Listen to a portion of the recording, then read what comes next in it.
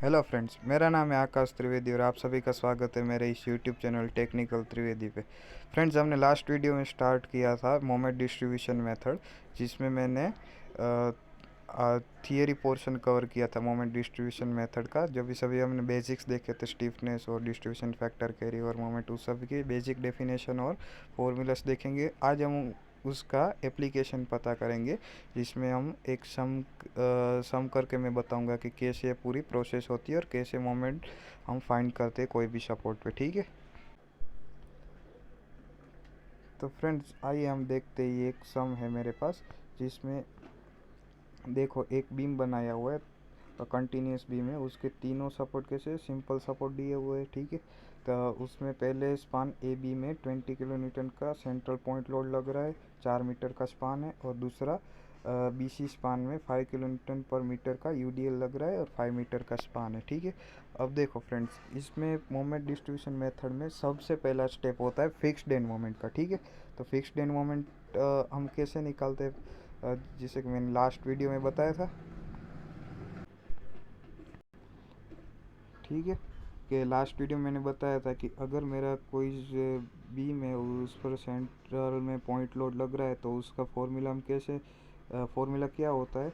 अगर ये suppose A and ये बी सपोर्ट है, तो उसका फॉर्मूला क्या होता है, एम एफ ए बी के लिए WL/8 माइनस WL/8। ठीक है, तो W क्या होता है, जो मेरा ये सेंट्रल पॉइंट लोड लग रहा है। L क्या होता है, ये मेरा स्पान होता है। ठीक है, तो WL/8 करोगे तो हमें MFAB इधर मिल जाएगा। ठीक है, माइनस मिलेगा। ठीक है, क्योंकि ये माइनस फॉर्मूला है, माइनस WL/8। तो W क्या होता है, सेंट्रल पॉइंट लोड। तो इसमें AB स्पान में सेंट्रल पॉइंट लोड क्या है, 20, और इंटू स्पान लेंथ 4 मीटर, तो 4। ठीक है, L=4, और डिवाइड बाई 8 करोगे तो हमें क्या मिलेगा, -10 किलो न्यूटन इंटू मीटर। ठीक है,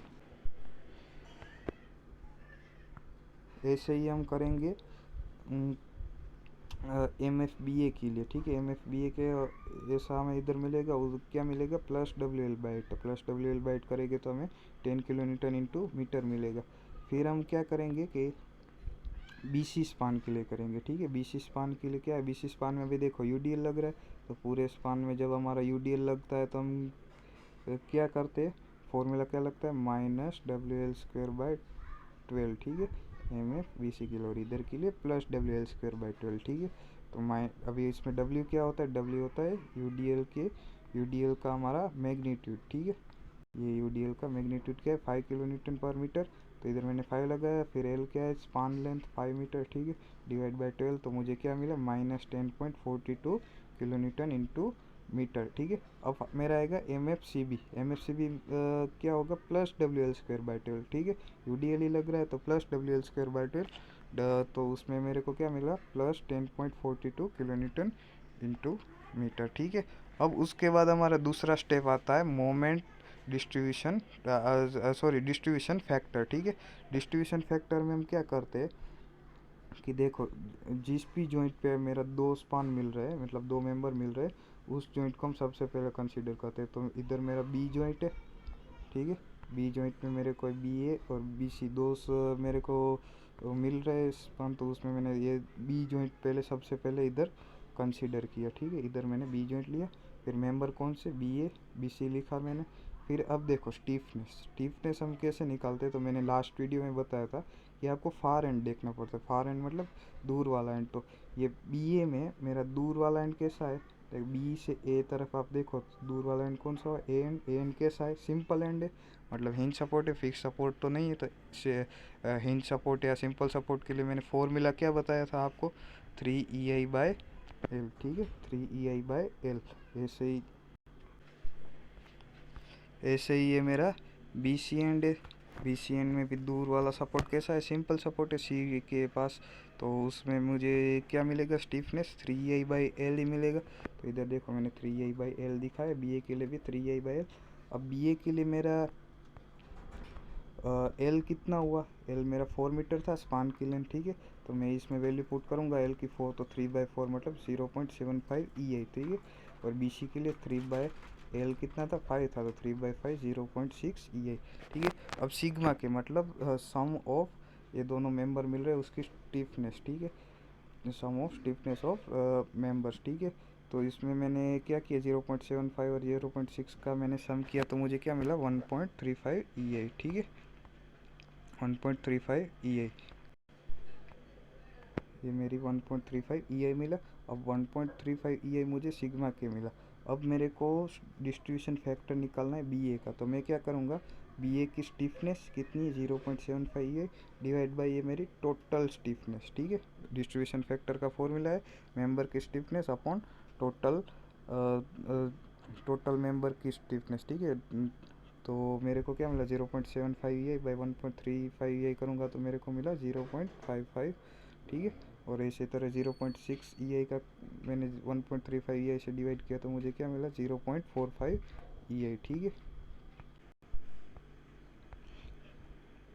ठीक है। तो ये मुझे 0.55 मिला और ये 0.45 मिला। अब आगे देखते कि A और C का मैंने 1-1 लिखा है। क्यों 1-1 लिखा है, क्योंकि देखो मैंने आपको लास्ट वीडियो में बताया था कि अगर सिंपल सपोर्ट होता है तो वो कोई मोमेंट नहीं लेता एंड पे, ठीक है। तो वो क्या करता है, पूरी मोमेंट ट्रांसफ़र कर देता है इधर और इधर, ठीक है। अब दूसरे पे ट्रांसफ़र कर देता है तो उसका डिस्ट्रीब्यूशन फैक्टर क्या आएगा, 1 आएगा, क्योंकि वो पूरे की पूरी मोमेंट ट्रांसफ़र कर देता है। और फिक्स्ड एंड क्या करता है, वो मोमेंट ट्रांसफ़र नहीं करता बल्कि खुद ले लेता है, तो उसका डिस्ट्रीब्यूशन फैक्टर क्या होता है, 0 होता है, ठीक है। पर A और C तो सिंपल एंड है, तो इसलिए मैंने उसका डिस्ट्रीब्यूशन फैक्टर 1-1 लिखा है, ठीक है। अब आगे देखो कि हम मोमेंट डिस्ट्रीब्यूशन तो मोमेंट डिस्ट्रीब्यूशन करते उसमें हम क्या करते कि देखो जितने भी आपके सपोर्ट है उतना आप एक वर्टिकल लाइन बना लो, ठीक है, A B और C, ये आपने वर्टिकल लाइन बनाई और उसके बाद लिख दो ABC। अब उसके नीचे आप लिखोगे डिस्ट्रीब्यूशन फैक्टर, ठीक है। A का 1 लिखा है मैंने इधर, 0.55 BA के लिए, फिर BC के लिए क्या 0.45 और C के लिए, C सपोर्ट पे 1, ठीक है। इतना किया आपने सभी ने। उसके बाद क्या आपको फिक्स्ड एंड मोमेंट लिखनी पड़ती है। फिक्स्ड एंड मोमेंट की AB की क्या -10, BA की 10, फिर ये BC की -10.42 और CB की +10.42, ये आपने फिक्स्ड एंड मोमेंट इधर लिखी। अब क्या करना होता है फ्रेंड्स कि अब देखो मेरे को क्या है कि मेरा आप सभी ख्याल रखना कि जब भी ऐसा सम आए कि दोनों एंड वाले सिंपल सपोर्ट और बीच में भी एक सिंपल सपोर्ट हो, तभी क्या करना, एंड से चालू करना, ठीक है। एंड वाले दो सपोर्ट से चालू करना कि पहले एंड वाले सपोर्ट क्या करता है, वो कुछ मोमेंट लेते नहीं है, ठीक है।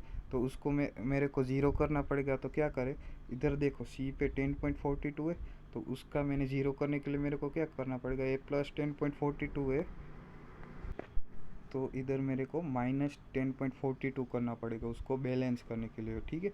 तो मेरे का क्या मिल जाएगा, 0 मिल जाएगा। ऐसे ही इधर मेरा -10 है तो इधर मैं +10 करूँ उससे, तो अगर इसका सम करूँ तो मुझे क्या 0 मिल जाएगा, ठीक है। तो इधर मैंने को 0 मिला, इधर मेरे को 0 मिला, ठीक है। अब बचा बीच वाला, तो बीच वाले में पहले हम क्या करेंगे, पहले मैंने जो -10.42 इसका बैलेंस करने के लिए लगाया ना, उसका हाफ इधर कैरी ओवर करते हैं, ठीक है। बी पर कैरी ओवर मोमेंट मेरी क्या होती है, 0, आधा मैंने आपको कल समझाया था कि आधा हम ट्रांसफ़र कर देते, कैरी ओवर मोमेंट मेरी हाफ होती है, ठीक है। तो इधर भी मेरी हाफ कैरी 10 की हाफ मैंने इधर कैरी ओवर कर दी, तो इधर 10.42 की क्या है, -5.21 साइन के साथ ट्रांसफ़र करते हैं, यहाँ ख्याल रखना। और इधर +10 है तो +5, ठीक है। अब मैंने ये किया। अब हम क्या करते हैं, इस सभी का प्लस करते हैं, 10.42 प्लस और -10.42 क्या आया, 0 आया। फिर ये +10 और -10 तो क्या हुआ, 0 हो गया। इस 10 + 5 क्या हुआ, 15, और -0.42 और -5.21 तो क्या, -15.63, ठीक है। अभी देखो ये तो मेरा, ये A और C पे तो मेरे मोमेंट 0 हो गई, ये 0 हो गई, ये 0 हो गई, ठीक है। अब मेरे को क्या B पर करना है बैलेंस, फिर मैं B पर बैलेंस का, मेरी अभी इनिशियल मोमेंट आई है, ठीक है। अभी मैं इसको बैलेंस करूँगा। बैलेंस कैसे करूँगा, ये जो मेरी इनिशियल मोमेंट आई है ना, उसका मैं एल्जेब्रिक सम करूँगा। एल्जेब्रिक सम मतलब 15 साइन के साथ जो भी सम आता है, ठीक है, 15.63, तो इसका क्या आंसर आएगा, 0.63, ठीक है, 0.63 आएगा मेरा। अब 0.63 कैसा आया, माइनस आया, तो उसको मैं इस 0.55 से मल्टीप्लाई करूँगा तो मेरे को 0.35 मिलेगा। प्लस क्यों लिखा, क्योंकि हम ऐसा ही करते कि अगर देखो मेरा माइनस, इसका आंसर मेरा माइनस आया ना, तो मैं जब भी मल्टीप्लाई करके ये लिखूंगा तो वो मेरा प्लस हो जाएगा, और इसका आंसर सपोज मेरा प्लस आया तो मैं जब भी मल्टीप्लाई करूंगा तो ये मैं माइनस लिखूंगा, ठीक है। तो मैंने -0.63 को 0.55 से मल्टीप्लाई किया तो मेरा 0.53 आया, और जब भी मैं -0.63 को मल्टीप्लाई करूँगा 0.45 से तो मेरा 0.28 आएगा, ठीक है। मतलब इतनी मोमेंट आई मेरे पास, ठीक है। अभी क्या होगा कि देखो ये इधर तो 0 0 ही है तो इसका कुछ नहीं होगा, ठीक है। अभी इसका मैं सम करूँगा, इसका भी एक सम करूँगा, ठीक है। अभी इसका सम किया तो मेरे को क्या मिला, -15.35, और इसका सम किया तो इसमें भी मेरा +15.35, ठीक है। अब जब भी ऐसा आ जाए कि दोनों वैल्यू इक्वल हो और ऑपोजिट हो, ठीक है, तो हम उधर कैलकुलेशन स्टॉप कर देते हैं, ठीक है। अभी थोड़ा बहुत डिफरेंस चलता है, इधर 15.35 और 15.32 हो तो भी चलता है, ठीक है, ऐसी कोई बात नहीं है, पर नियरली इक्वल आ जाना चाहिए। तो इधर मैंने स्टॉप कर दिया और मेरे को ये क्या मिला, फाइनल मोमेंट मिला। तो देखो सी पे मुझे 0 मिला और ए पे 0 मिला, क्यों, क्योंकि वो एंड सपोर्ट है और सिंपल सपोर्ट है तो वो कोई मोमेंट लेते ही नहीं है, ठीक है। और बी पर मुझे +-15.35 मिला, जैसे कि मैंने इधर लिखा है कि M A equal to 0, M A पे मेरा मोमेंट 0, एम बी पे +और -15.35 और एम सी 0, ठीक है। एम सी पे मोमेंट मेरा 0। अब हम क्या करेंगे, इसके बेस पे बेंडिंग मोमेंट डायग्राम बनाएंगे। तो बेंडिंग मोमेंट डायग्राम बनाने के लिए मेरे को पहले सिंपली सपोर्टेड बीम के मोमेंट्स चाहिए, ठीक है। सिंपली सपोर्टेड बीम के मोमेंट आने के लिए मैं क्या करूँगा, देखो ए बी स्पान को मैं सिंपली सपोर्टेड बना के उसकी बेंडिंग मोमेंट निकालूंगा। अभी देखो बेंडिंग मोमेंट निकालने के लिए मैं क्या करूँगा कि 20 किलो न्यूटन मिड स्पान पे लग रहा है, ठीक है। तो उसकी मैक्सिमम बेंडिंग मोमेंट क्या निकलती है, WL/4, ठीक है।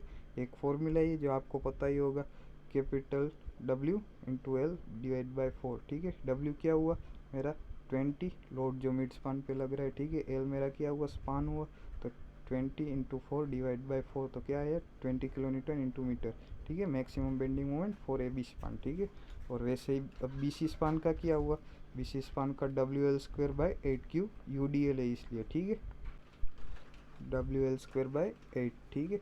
और W मेरा क्या हुआ है, या UDL का मैग्नीट्यूड, और L मेरा स्पान लेंथ, ठीक है। तो WL²/8 करूँगा तो मुझे को क्या मिलेगा, 15.62 किलो न्यूटन इंटू मीटर, ठीक है। अभी देखो सबसे पहले मैं क्या करूँगा, अभी मैं सिंपल सपोर्ट बीम का बेंडिंग मोमेंट डायग्राम ड्रॉ करूँगा, ठीक है। तो ए पर तो मेरा 0 ही है। अब मेरा ये 20 किलो न्यूटन इंटू मीटर ये कहाँ पे आएगा, ए बी स्पान पे आएगा, पर बीच में मैक्सिमम होगा 20, ठीक है। तो मैं इधर एक ऐसे 20 ले गया, क्योंकि पॉइंट लोड है तो ये मेरी इंक्लाइन लाइन आएगी, और फिर बी पे कुछ नहीं तो बी पे फिर 0, ठीक है। अभी क्या इधर UDL है तो UDL मेरा ये मैक्सिमम होगा, बीच में 15.62 मेरा कहाँ पे आएगा, सेंटर पे, और फिर इधर C पे 0, ठीक है। अब देखो इतना तो मैंने बना लिया। अब क्या मेरा MB पे जिसको हम मोमेंट डिस्ट्रीब्यूशन से निकाला था, तो वो मेरा क्या है, A पर 0 था तो इधर मैं 0 से चालू करूँगा, B पर 15.35 तो ये 15.35 में लेके गया, और C पर फिर से 0 तो ये C पर मैंने 0 करके दिखा दिया, ठीक है। अभी इतना मैंने दिखाया, ठीक है। अभी इसमें मेरे को प्लस और माइनस दिखाना है, ठीक है। तो ये देखो ये मेरा आप देखो पहले एक बात दिखा दूँ, क्या सिंपल सपोर्ट बीम के जो आपने ये डायग्राम बनाया ना बेंडिंग मोमेंट का, उसको आप म्यू डायग्राम बोल सकते हो, और मोमेंट डिस्ट्रीब्यूशन से जो बनाया ना उसको आप म्यू डैश डायग्राम भी बोल सकते हो, ठीक है। तो म्यू डायग्राम जो ऊपर वाला है ना, म्यू डैश डायग्राम से इतना पोर्शन उसको आप प्लस बोलोगे, ठीक है, सिर्फ किसका, म्यू डायग्राम का। और म्यू डैश डायग्राम का अगर जो ओवरलैप जो पार्ट नहीं हुआ है, ठीक है, ये पार्ट देखो ये पार्ट सब ओवरलैप हो चुका है, तो इसको आप कुछ नहीं करोगे, जो ओवरलैप नहीं हुआ है मतलब इतना पार्ट, ये आपका इतना पार्ट ओवरलैप नहीं होता है कहीं भी, तो इसको आप माइनस से दिखाओगे, ठीक है। इसको आप माइनस से दिखाओगे, जैसे मैंने आप इधर दिखाया माइनस से, ठीक है। इतना तो ये आपका बन गया क्या, बेंडिंग मोमेंट डायग्राम, ठीक है। अब फ्रेंड्स उसके बाद आता है ए शेप डायग्राम। तो ए शेप डायग्राम बनाने के लिए सबसे पहले हमको पता है कि रिएक्शन निकालने पड़ते हैं, ठीक है। तो हमें आर ए, आर बी और आर सी के रिएक्शन निकालने पड़ेंगे, ए बी और सी सपोर्ट पे, ठीक है। वर्टिकल रिएक्शन निकालने पड़ेंगे। तो वर्टिकल रिएक्शन निकालने के लिए क्या करूँगा हम, जैसे अगले बेंडिंग मोमेंट निकालने के लिए मैं दोनों स्पान को ब्रेक कर दूंगा, ठीक है। ए बी स्पान और बी सी स्पान, ठीक है। ए बी स्पान और बी सी स्पान, ठीक है। उसको मैं दो में ब्रेक कर दूंगा। तो देखो ए बी स्पान का मैंने फिगर दिखा है, और इसमें क्या मेरे को मोमेंट लग रही है, तो मोमेंट भी लेनी पड़ेगी। अभी ए पे कितनी मोमेंट थी मेरी मोमेंट डिस्ट्रीब्यूशन से, 0 थी। बी पे 15.35 थी, ठीक है। और इस साइड कैसी थी मेरी, प्लस थी, तो मैंने क्लॉकवाइज दिखाया है, ठीक है। प्लस थी ना, एक बार देख लेते हैं। हाँ प्लस थी, तो मैंने इधर मैंने क्लॉकवाइज दिखाया है, ठीक है। वो कुछ भी आज आप अपने हिसाब से दिखा सकते हो, ठीक है। अभी देखो मैं ए पर मोमेंट लेता हूँ, ठीक है। टेकिंग मोमेंट एट ए। अभी ए मेरा क्या है, सिंपल सपोर्ट है, इन सपोर्ट है, तो मेरा क्या हो जाएगा, उधर टोटल बेंडिंग मोमेंट मेरी ज़ीरो आती है, ठीक है। मुझे पता है कि उधर मेरी टोटल बेंडिंग मोमेंट ज़ीरो आती है, ठीक है। तो मैं उधर मोमेंट ले रहा हूँ। अभी उसका क्या, तो आर बी वन देखो क्या है, ए पे आर बी वन कैसा होगा, एंटी क्लॉकवाइज। तो एंटी क्लॉकवाइज इधर मैंने देखो प्लस लिया, ठीक है। R B one into distance कितना है, 4 मीटर है, तो 4 R B one into 4, R B one into 4, ठीक है। फिर ये मेरा एंटी क्लॉकवाइज 0 है, पर वो तो कोई काम का नहीं है, फिर भी देखो प्लस था, एंटी क्लॉकवाइज में प्लस लेता हूँ, तो ठीक है, प्लस 0 करके दिखाया। फिर ये वाला 20 किलो न्यूटन पॉइंट लोड, ठीक है। 20 किलो न्यूटन पॉइंट लोड कैसा आएगा मेरा, ऐसे क्लॉकवाइज आएगा, तो मैंने माइनस दिखाया इंटू 2, क्योंकि सेंटर पे लग रहा है, और माइनस 15.35 ये वाला, ठीक है। ये भी क्लॉकवाइज है, तो इधर मैंने माइनस से दिखाया। Equal to zero, equal to zero क्या, क्योंकि टोटल बेंडिंग मोमेंट ए पे ज़ीरो है, ठीक है, इसलिए मेरा इक्वल टू ज़ीरो किया, ठीक है। अभी इससे आप आर बी वन निकाल सकते हो। तो आर बी वन कितना लिखना, 13.84, ठीक है। और अब आर ए आप कैसे निकालोगे, तो R A plus R B one क्या होता है, टोटल लोड। अभी टोटल लोड मेरा कितना है, 20 किलो न्यूटन है। तो आर बी वन आपको पता है, तो 20 में से आर बी वन माइनस करोगे तो आपको आर ए मिल जाएगा, ठीक है। तो ऐसे मेरे को आर ए मिला 6.16, ठीक है। 6.16 मेरे को आर ए मिला। अभी वैसे ही हम क्या करेंगे, बी सी स्पान के लिए करेंगे, बी सी स्पान के लिए। तो उधर मेरा यू डी एल लग रहा है, और बी पे मोमेंट, मेरा बी पे मोमेंट क्या है 15.35, और सी पे मोमेंट 0, क्योंकि वो सिंपल सपोर्ट है, ठीक है। तो उधर और ऊपर यू डी एल लग रहा है, 5 मीटर का स्पान है। इधर मैंने आर बी टू किया, ये आर सी वाला, ठीक है।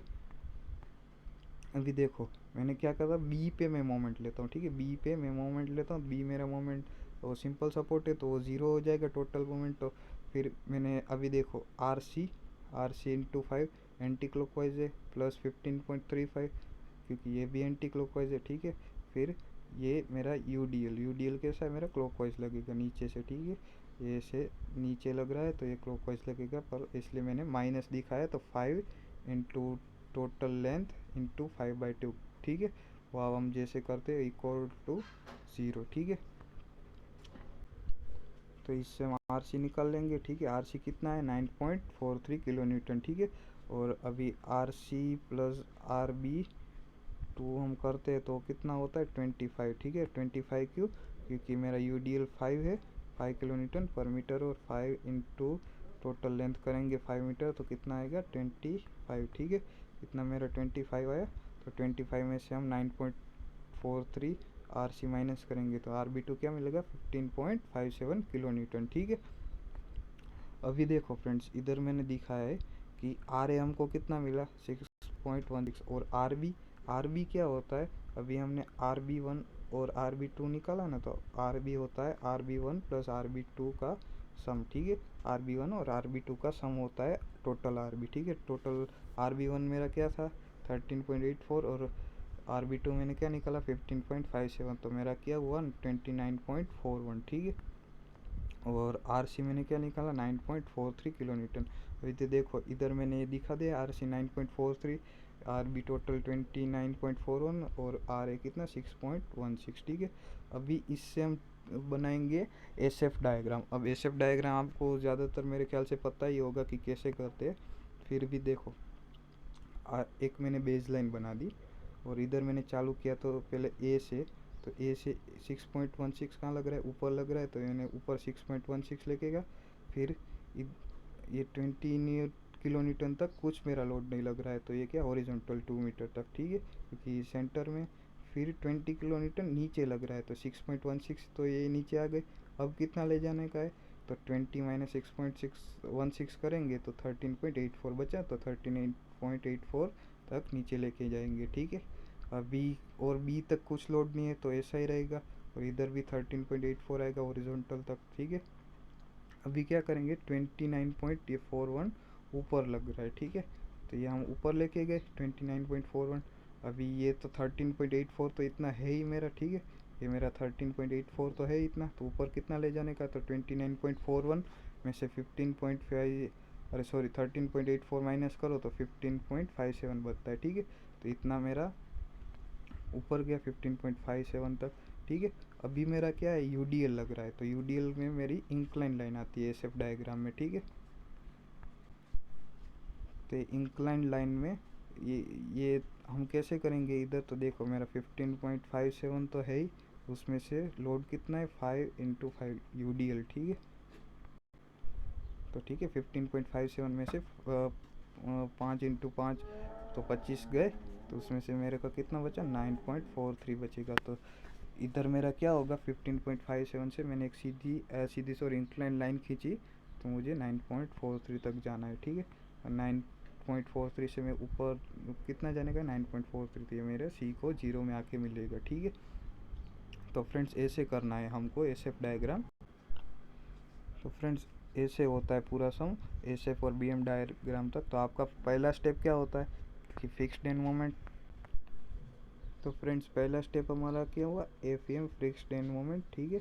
दूसरा स्टेप क्या हुआ, डिस्ट्रीब्यूशन फैक्टर, और तीसरा स्टेप हमारा हुआ मोमेंट डिस्ट्रीब्यूशन, ठीक है।